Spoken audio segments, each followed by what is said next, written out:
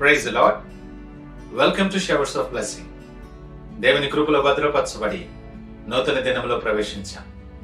ఈనాటి దేవుని వాగ్దానం, అపవాదిని ఎదిరించుడి, అప్పుడు వాడు మీ యొద్ద నుండి పారిపోవును. Resist the devil and he will flee from you. యాకోబు పత్రిక 4వ అధ్యాయం 7వ వచనం. Praise god. ఈ నూతన దినములు దేవుడు మీ కొరకు సిద్ధపరిచిన ప్రతి దీవెన ఆకాశపు వాకిళ్ళు విప్పి మీ మీద కృమ్మరించునుగాక. మరి ఒక నూతన దినాన్ని ఆరంభిస్తున్న నేపథ్యంలో ప్రేమ కలిగిన వాగ్దానము ద్వారా దేవుడు మిమ్మల్ని దర్శిస్తూ ఉన్నాడు. మన అనుదిన జీవన ప్రయాణంలో సాతానుని ఎదుర్కొనే పరిస్థితులు, ఎదిరించే పరిస్థితులు మనకు తరచూ తారసపడుతూ ఉంటాయి.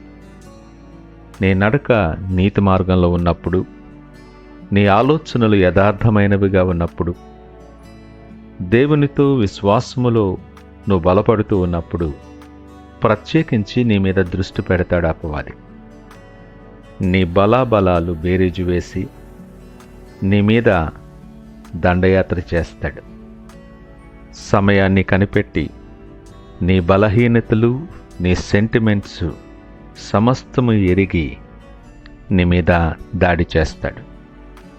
అనేక సార్లు మనము తలవొగ్గి పరిస్థితులను దాటలేక కాంప్రమైజ్ అయిపోతాం. అపవాది నీ దోషాన్ని, నీ పాపాన్ని ఎత్తిపెట్టి నిన్ను పిలుస్తాడు. నిన్ను అవమానపరిచి బలహీనునిగా చేసేటటువంటి ప్రయత్నం ఇది. ఈ నూతన దినములో దేవుడు నిన్ను పేరు పెట్టి పిలుస్తున్నాడు. నీ ప్రతి పాపాన్ని క్షమిస్తాడు ఆయన. నిన్ను క్షమించి నిన్ను ప్రేమించేటటువంటి దేవుడు నీతో మాట్లాడుతూ ఉన్నాడు. నా కుమారుడా, నా కుమార్తె, ఎంతకాలం ఇలా అపవాదికి దాసీవై బ్రతుకుతావు? దేవునికి దూరంగా జరిగిపోతావు. నువ్వు భయపడిన కొలది అపవాది నిన్ను భయపెడతాడు. నువ్వు పరిగెత్తే కొలది నిన్ను తరుముతాడు.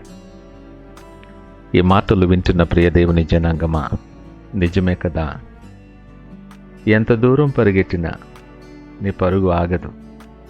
నువ్వెంత భయపడి దూరంగా జరిగినా నీ భయం తీరదు. లేఖనం అంటుంది,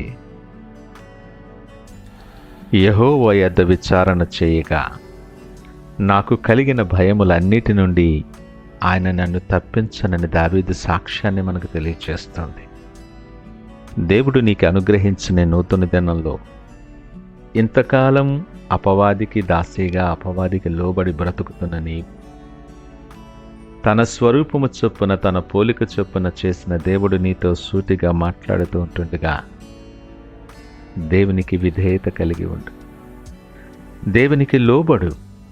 నీ ప్రతి పరిస్థితిలోనూ, నీ ప్రతి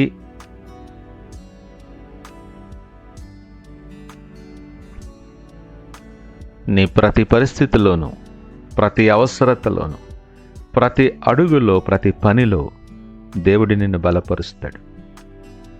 శక్తి పొందుకున్నవానిగా పరిశుద్ధ దేవుడు నీ పక్షంగా ఉండగా గుండెల నిండా విశ్వాసముతో అపవాదిని ఎదిరించు.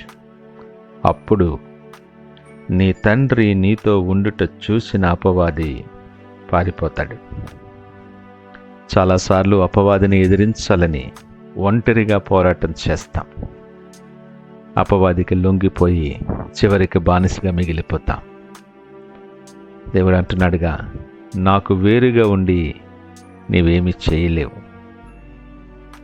నీ ప్రతి ఆలోచనలో, ప్రతి అడుగులో దేవుడు నీతో పాటు ఉండని, నీతో పాటు నీ తండ్రి అయిన దేవుడు ఉండుట చూచిన అపవాది నీ మార్గంలో నుండి, నీ జీవితంలో నుండి కూడా నిన్ను విడిచి పారిపోతాడు. ఈ నూతన దినములో ఒకసారి ఆలోచన చేద్దాం. బలవంతుడైన దేవుని నీడలో నిలుచుండి ఆయన నీతో రాగా నీ ప్రతి అడుగు బలపరచబడి నిన్ను తరుముతూ భయపెడుతున్న అపవాదిని ఎదిరించే శక్తి పొందుకోవటానికి సిద్ధపడే ఆలోచన చేద్దామా?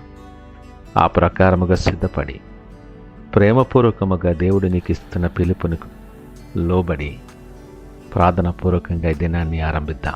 ప్రార్థించుకుందాం. మహోన్నతుడు, నమ్మకమైన యేసయ్య, మీకు వందనాలు. మా జీవితంలో నీవు ఇచ్చిన మరొక నూతన దినాన్ని బట్టి మీకు వందనాలు. అవును ప్రభా, మా ప్రయత్నాల్లో, మా మార్గంలో అనేక సార్లు అపవాదిని ఎదిరించటానికి సిద్ధపడి మేము బలహీనపడిపోతున్నాం.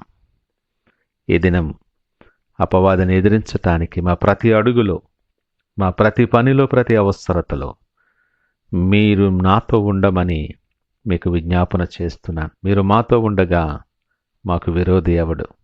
ఆ గొప్ప ధైర్యాన్ని, సాక్ష్యాన్ని మేము పొందుకొని మీకు మహిమకరముగా, అనేక మందికి దీవెనకరముగా అపవాదిని ఎదిరించి నీకు సాక్షులుగా ముందుకు సాగిపోవటానికి సహాయం దయచేసి మీరే మహిమ, ఘనత, ప్రభావాలు పొందుకోమని యేసు పరిశుద్ధ నామమున అడిగి వేడుకొనుచున్నాము తండ్రి. ఆమేన్. God bless you.